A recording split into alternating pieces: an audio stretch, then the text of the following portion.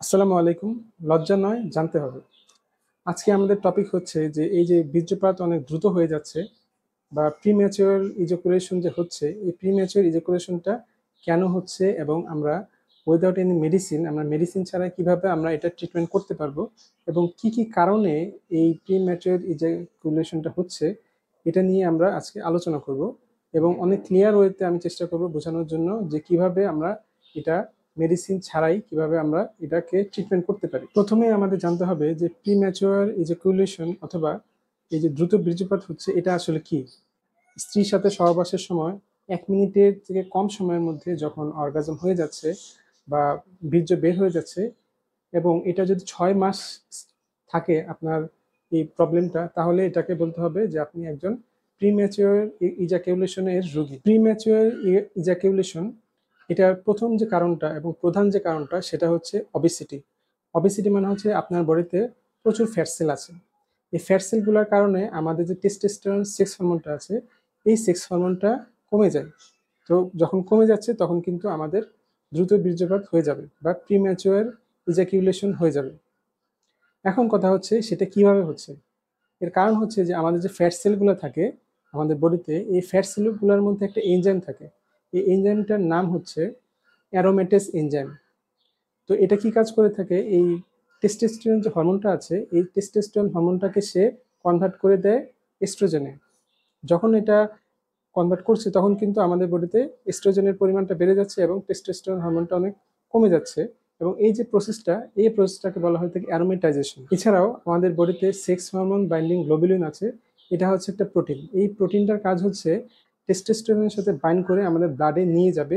কিন্তু এই প্রোটিনটা যখন কমে যাচ্ছে আমাদের বডিতে, তখন দেখা যাচ্ছে যে টেস্টোস্টেরন কিন্তু সাফিসিয়েন্ট অ্যামাউন্টে আমাদের ব্লাডে যেতে পারছে না এবং টেস্টোস্টেরন লেভেলটা আমাদের ব্লাডে অনেক কমে যাবে, যে কারণে এই প্রিম্যাচিওর ইজাকুলেশনটা হওয়ার সম্ভাবনা অনেক বেড়ে যায়। এছাড়াও অ্যাথেরোস্ক্লেরোসিস হতে পারে এই ফ্যাট সেলের জন্য। অ্যাথেরোস্ক্লেরোসিসটা হচ্ছে যে যখন আমার ব্লাডের মধ্যে প্রচুর পরিমাণে চর্বি জমা হয়। এই যে আমাদের ব্লাডের মধ্যে যখন চর্বিটা জমা হচ্ছে তখন কি হচ্ছে যে আমাদের যে পেনিস আছে এর মধ্যে কিন্তু রক্তনালী আছে। এই রক্তনালীতে যদি চর্বি জমা হয় তাহলে কিন্তু আমাদের ব্লাডের যে সার্কুলেশনটা আমাদের পেনিসে সেটা কিন্তু প্রপারলি হবে না। তো যে কারণে দেখা যাবে যে আমাদের ব্লাড সার্কুলেশনটা যদি ঠিকমতো না হয়, সেক্ষেত্রে কিন্তু আমাদের পেনিসের যে কার্যক্ষমতা এটা অনেকাংশে কমে যাবে। এছাড়া ফ্যাট সেলের কারণে ইনসুলিন রেজিস্ট্যান্স হতে পারে, যার কারণে দেখা যায় যে আমাদের টেস্টোস্টেরনের যে লেভেলটা আছে এটা অনেকাংশ কমে যায়। সেকেন্ড যে কমন যে কারণটা সেটা হচ্ছে মাস্টারবেশন। অনেকেই দেখা যায় যে বিয়ের আগে অনেক ছেলেরা অনেক পর্ন দেখে থাকে এবং মাস্টারবেশন অনেক বেশি করে থাকে, যে কারণে দেখা যায় যে বিয়ের পর তারা বেশিক্ষণ করতে পারে না।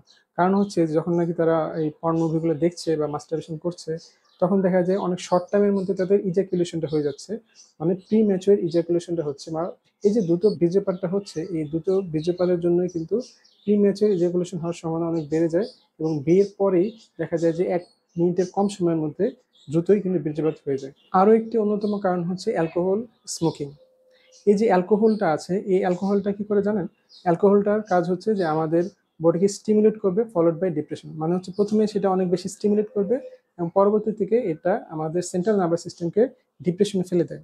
এছাড়া অ্যালকোহল কি করে, আমাদের যে পেনিসের ব্লাড ভেসেলগুলো আছে এই ব্লাড ভেসেলগুলোকে আস্তে আস্তে ড্যামেজ করতে থাকে।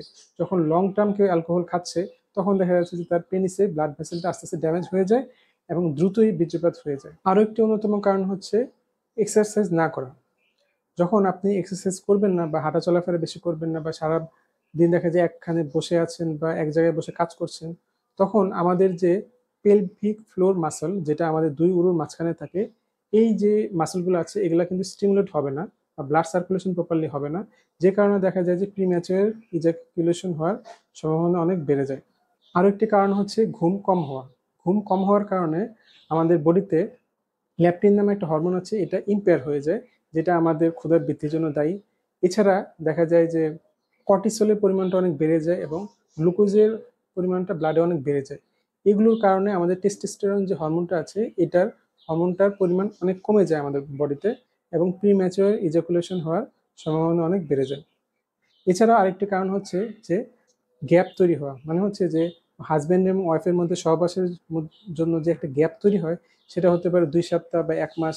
এই গ্যাপের কারণে কিন্তু আমাদের পেনিসের মধ্যে যে পেলভিক যে মাসলটা আছে এটা কিন্তু তখন আর ঠিকমতো কাজ করে না। কারণ হচ্ছে যে সেটা কিন্তু রেগুলার ইউজ হচ্ছে না, বা আমাদের পেনিসের মধ্যে যে ব্লাড সার্কুলেশনটা সেটা কিন্তু ঠিকমতো হয় না। তো দেখা যায় যে তখন আমাদের এই প্রিম্যাচুয়ার ইজাকুলেশনের হওয়ার সম্ভাবনাটা অনেক বেড়ে যাবে। আরও একটি কারণ হচ্ছে যে হাজব্যান্ড এবং ওয়াইফের মধ্যে যদি সম্পর্ক ভালো না থাকে, সাপোজ হাজব্যান্ড ওয়াইফ সকালে অথবা দুপুরে সারাদিন ঝগড়া করলো, এরপর যখন তারা সহবাস করতে যাবে তখন কিন্তু তাদের মধ্যে একটা আন্ডারস্ট্যান্ডিং আছে, এটা কিন্তু ঠিকমতো হবে না।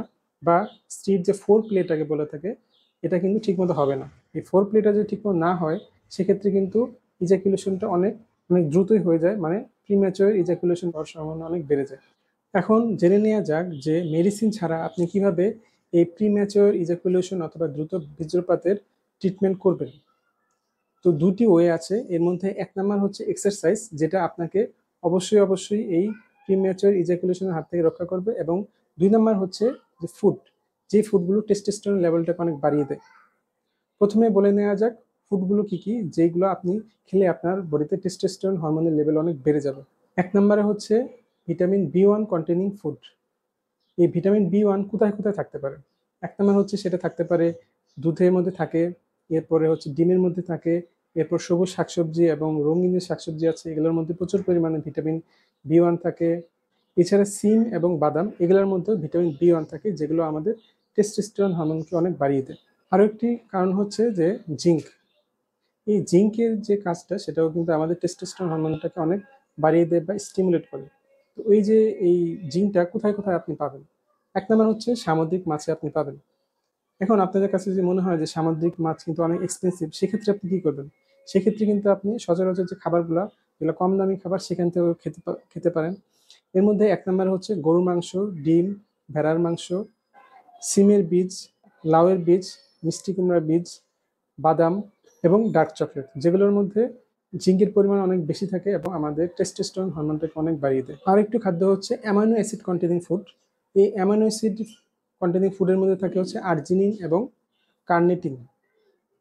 এইগুলোর কাজ কি? এগুলো হচ্ছে আমাদের যে পেনিসের যে ব্লাড ভেসেলগুলো থাকে, এই ব্লাড ভেসেলগুলোর মধ্যে রক্ত সঞ্চালনটাকে অনেক বাড়িয়ে দেয় এবং স্টিমুলেট করে আমাদের পেনিসকে।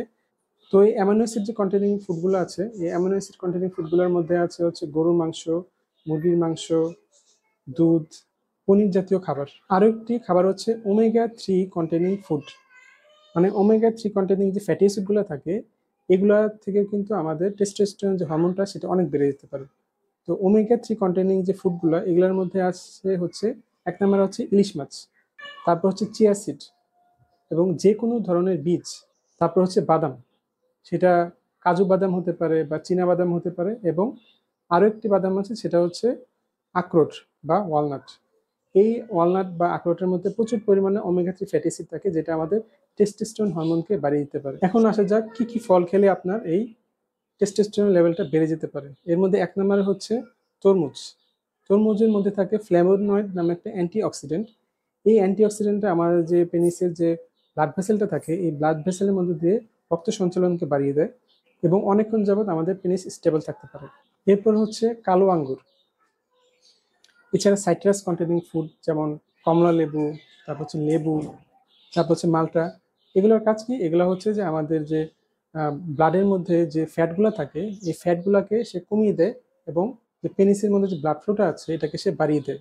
যে কারণে দেখা যায় যে আমাদের রক্ত সঞ্চালনটা প্রপারলি আমাদের পেনিসে হয় এবং আমাদের পেনিস অনেকক্ষণ স্টেবল থাকে। এরপরে আরেকটু ফল হচ্ছে কলা। এই কলা কি করে থাকে? আমাদের যে নার্ভাস সিস্টেমটা আছে, এই নার্ভাস সিস্টেমটাকে অনেক মজবুত করে থাকে এবং আমাদের এংজাইটিকে অনেক কমিয়ে দেয় এবং আমাদের যে নার্ভগুলো আছে সেগুলোকে ভালো রাখতে সাহায্য করে এবং টেস্টোস্টেরন যে লেভেলটা আছে এটা কিন্তু অনেক অংশে বাড়িয়ে দেয় এই কলা। প্রিমেচিওর ইজাকুলেশন বন্ধ হওয়ার আরো একটি উত্তম উপায় হচ্ছে এক্সারসাইজ বা কেগেল এক্সারসাইজ। এই এক্সারসাইজগুলো কি করে থাকে জানেন? আমাদের যে পেলভিক ফ্লোর মাসেলটা থাকে, এই পেলভিক ফ্লোর মাসেলগুলোকে সে স্টিমুলেট করে, মানে হচ্ছে ব্লাড সার্কুলেশনটাকে অনেক বাড়িয়ে দেয় ওই জায়গাতে। যে কারণে দেখা যায় যে আমাদের পেনিসটা অনেকক্ষণ বেশি স্টেবল থাকে এবং আমাদের প্রিমেচিওর ইজাকুলেশন যেটা 1 মিনিটের থেকে কম সময় হয়ে যাওয়ার কথা, সেটা কিন্তু আপনি অনেকক্ষণ স্টেবল রাখতে পারবেন। তো আসুন দেখে নেওয়া যাক কি কি এক্সারসাইজ করলে আপনার এই প্রিমেচিওর ইজাকুলেশন বা দ্রুত বীর্যপাত বন্ধ হয়ে যেতে পারে। তো আসুন আমরা 5টি এক্সারসাইজ দেখে নিই। এই 5টি এক্সারসাইজ আপনি যদি দিনে মিনিমাম 5 মিনিট থেকে 45 মিনিট পর্যন্ত করে থাকেন, সেক্ষেত্রে কিন্তু বীর্যপাত দ্রুত হবে না এবং আমাদের এটা মিনিমাম দিনে 15 মিনিট করে করতে হবে, যাতে করে আপনার দ্রুত বীর্যপাত বন্ধ হয়ে যায়।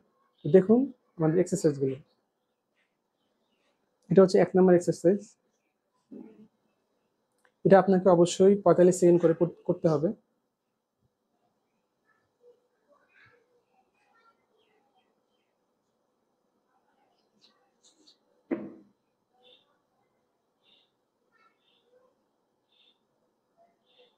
এরপর হচ্ছে 2 নম্বর এক্সারসাইজ।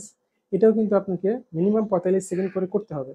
এবং আমি যে এক্সারসাইজগুলো দেখাচ্ছি এগুলা কিন্তু best way to stimulate your pelvic muscle বা পেলভিক ফ্লোর মাসেলগুলোকে। এই পেলভিক ফ্লোর মাসেলটা আমাদের 2 উরুর মাঝখানে থাকে।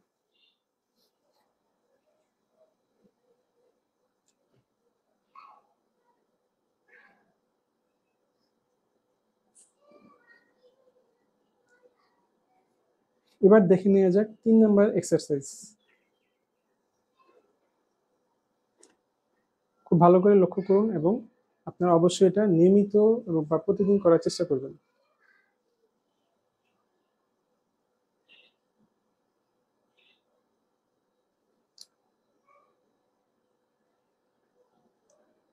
চার নম্বর এক্সারসাইজ দেখেন কিভাবে করছে।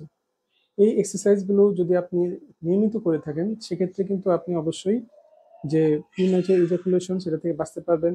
পাশাপাশি ডাক্তারের কাছে আপনাকে যেতে হবে না। দেখা যায় যে ডাক্তারের কাছে যাওয়ার পর অনেক সময় যে ওষুধগুলো দেয় সেগুলোতে কিন্তু অনেক সাইড এফেক্ট থাকে। সো আপনি এই সাইড এফেক্টগুলো থেকে অবশ্যই বেঁচে থাকতে পারবেন। 5 নম্বর যে এক্সারসাইজ, এটা আপনি দেখুন কিভাবে করছে।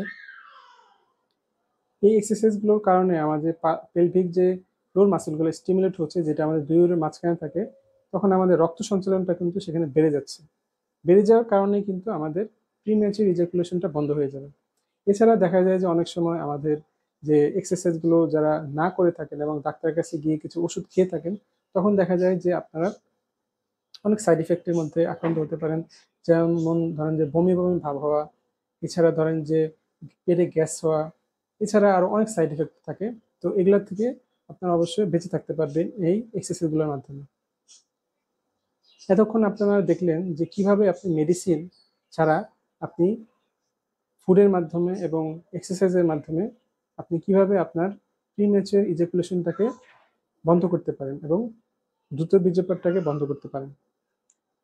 এবং সবসময় একটা কথা মনে রাখবেন যে the best way is do your work without any medicine, যাতে করে আপনারা মেডিসিনের উপর ডিপেন্ডেন্ট না হয়ে যান এবং ন্যাচারাল ওয়েতে যদি আপনারা যে কোনো একটা প্রবলেমকে সলভ করতে পারবেন তাহলে আপনারা কেন মেডিসিন খেতে যাবেন?